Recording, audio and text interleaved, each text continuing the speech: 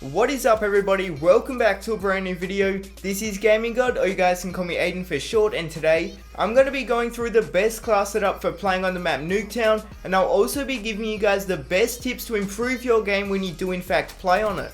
So the gameplay you're watching in the background is me playing the second side of a standard domination game on Nuketown, and as you would have seen at the beginning, I wasn't doing so hot. I was only just going positive and my team was losing, but in this second side I just flick a switch or something and I end up doing really well. I actually got a slow quad feed to start off the round, which is always nice, but for me it seems to be a common thing on Nuketown where I might get absolutely destroyed one round and then the next round it feels like you can't do anything wrong. And I think a lot of that does come down to the overall map control that your team has, but I'll talk more about that a little bit later on in the video when I do get onto the tips.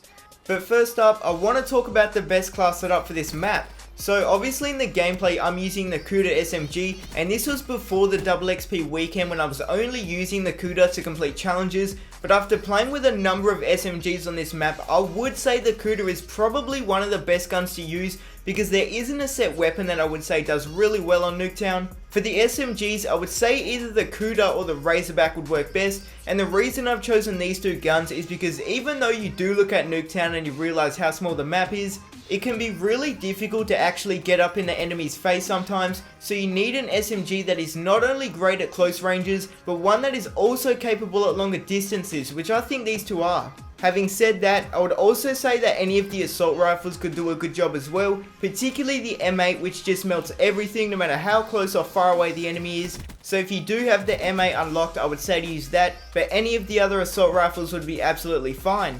And if you're a player who doesn't like to use SMGs or assault rifles, shotguns like the KRM and the Argus can also be really effective, especially if you get into the enemy's buildings where everything is close range. That would probably work out better than any of the other weapons in the game. So it really doesn't matter what gun you're using, any of the ones that I mentioned would be perfect.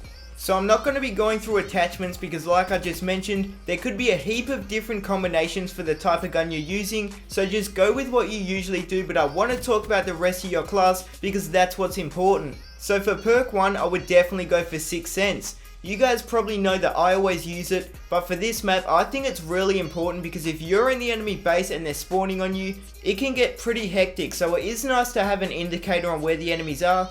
You want to be running perk 1 Greed, and with this you want to have on Flak Jacket. Now Flak Jacket isn't something that I would usually run, but this is Nuketown and we do need to make some changes to what we usually use. And I think it's necessary because of all the nades that people like to throw around on this map. You'll find yourself getting naded quite a lot, especially if you're on the objectives, so it is important to have this on. For perk 2, I have on Fast Hands, just so when you're in the enemy spawn you can aim up faster after sprinting. And for tier 3, I have on Tac Mask. I would say that this is more essential than Flak Jacket because the amount of times I get stunned, not just on Nuketown but on any map in this game, is just crazy. And once you do get stunned, there's practically nothing you can do. They're very powerful in this game, so you need Tac Mask to keep you from getting stunned and also to keep your sanity. So after the perks, I always like to throw on at least one Semtex. I prefer these over the frag grenades because they stick wherever you put them, and overall they're just a lot easier to use. They're always great to just throw on objectives to get the enemies off, or to even just throw them mid-map after you spawn, which is what I personally like to do, and it does seem to work out well for me.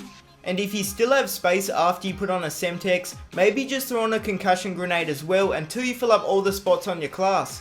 So after you've made your class, you then want to choose out your streaks. Now I would say to go for a good balance of support and kill streaks. So first up I would go for the UAV. You might say it's a bit unnecessary, but I can't rely on teammates getting them, and they honestly come in so clutch if the spawns flip, so that would be my first option.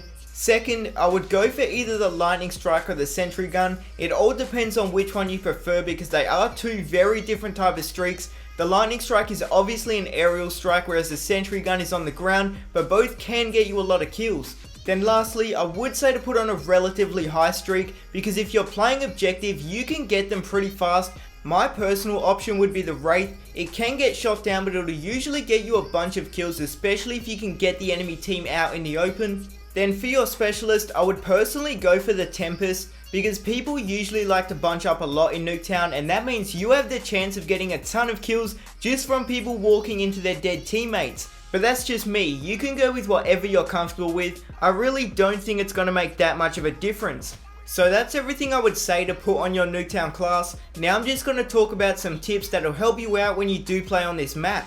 And the first one is to try your hardest to get map control. So what I mean by this is to get control of the middle of the map and just keep the enemies trapped in their base. Now in TDM it's pretty easy because all you have to do is just kill the other team to get control, but if you're playing domination, you absolutely have to cap the B flag. At the start of every single domination game, your goal as a team should be to cap the B flag, because without it you're gonna have a horrible time, and once you do lose it, it is really hard to get it back, so that's very important. But say your team does have map control, what do? So one of the things you shouldn't do is to push too far in the enemy base, because it will cause them to spawn out and all of a sudden the spawn trap is broken, and that's exactly what you don't want. You want to keep the enemy team in a spawn trap. So what I like to do is to just mainly patrol behind the buses like you're seeing me do here in this gameplay.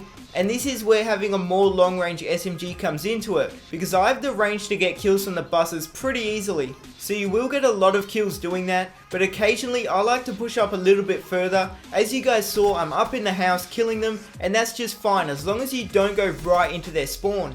And the last tip I have, and it's mainly for assault rifle users, and that's to head glitch, because there are so many head glitches on this map, especially over the B flag, and even though it's really annoying to face, there's a reason people do it, and that's because it's a nasty head glitch, really hard to be killed off it, and if you follow all of these tips when you play on Nuketown, I can guarantee you will improve. So I really hope you guys enjoyed the video. If you did, remember to drop a like to show your support, comment down below if you enjoy playing on Nuketown or not, and subscribe to my channel if you're new so you don't miss out on any of my future Black Ops 3 videos. Thanks for watching, and I'll see you in the next one. Peace out, guys.